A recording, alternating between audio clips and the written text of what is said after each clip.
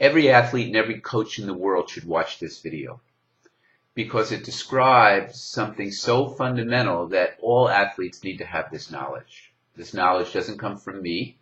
It comes from neuroscience, and especially a world-famous neuroscientist by the name of Dr. Fred Travis. Dr. Travis was hired by the Norwegian Olympic Athletic Committee to study the brain waves of their athletes. And essentially, this video will describe why emotion breaks down. Now, after someone has practiced emotion successfully enough times, the memory of that motion is stored in the part of the brain known as the basal ganglia.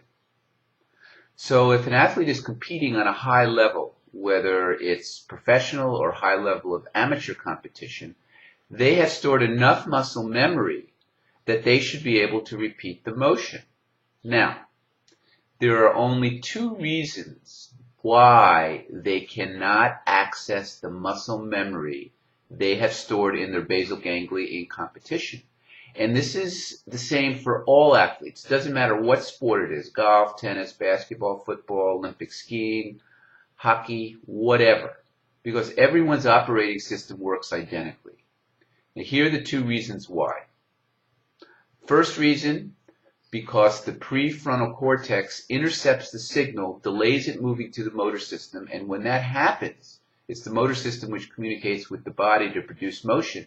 When that happens, an athlete cannot access the stored muscle memory they have in the basal ganglia.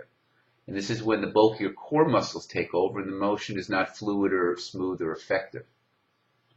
The second reason why an athlete who has enough muscle memory stored that they should be able to repeat their motion on demand is when the parts of the motion overshadow the wholeness of the motion. This is a very interesting concept. When the parts of the motion overshadow and dominate in an athlete's awareness the wholeness of the motion, then that athlete will not be able to access the muscle memory that's been stored in their basal ganglia. And in many ways, this is a deep criticism of how sports are taught, and especially how sports are coached in professional situations. Because the worst thing you can tell an athlete, or the most damaging, or one of the more damaging, if not the most damaging things you can tell an athlete in competition, is that you should be concentrating more on some specific aspect of your motion. You're not getting your racket back, you're not moving your feet, you're not keeping your eye on the ball, your wrist isn't in the wrong position. And this is exactly what happened to Tiger Woods at the Masters. Exactly. What happened to Tiger Woods at the Masters is that the parts, or one part, or a specific move that he wanted to make during his motion dominated in his awareness the motion, and therefore he could not access the muscle memory that he had already stored up. He had a lot of muscle memory stored up on the swing changes he was making with Sean Foley, simply because he won at Bay Hill 2 weeks ago before the Masters, swinging beautifully. He was swinging beautifully up to and during the practice week at the Masters, and then his swing broke down.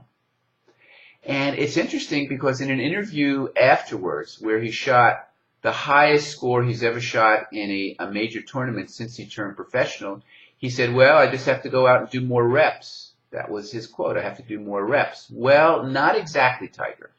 It's not that you have to do more reps. It's that you just have to be able to access the muscle memory that you've already stored up.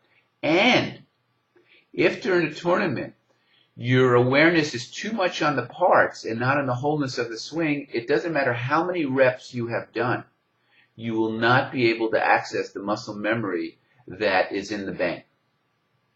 So the whole key is to avoid these two things. The whole key in order to perform at a high level in competition is, one, do not have the prefrontal cortex, which is the intellect, intercept the signal, so you can access the muscle memory you've already stored in the basal ganglia. And two, if the parts of your motion dominate, if you understand the motion in terms of parts and not in terms of wholeness, you will also not be able to access the muscle memory that you've stored in the basal ganglia.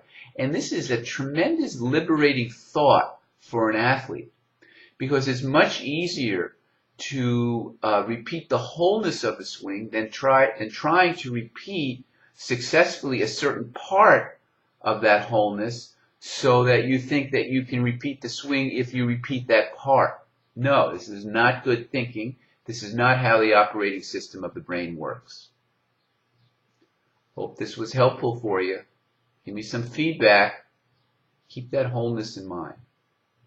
Have a great day.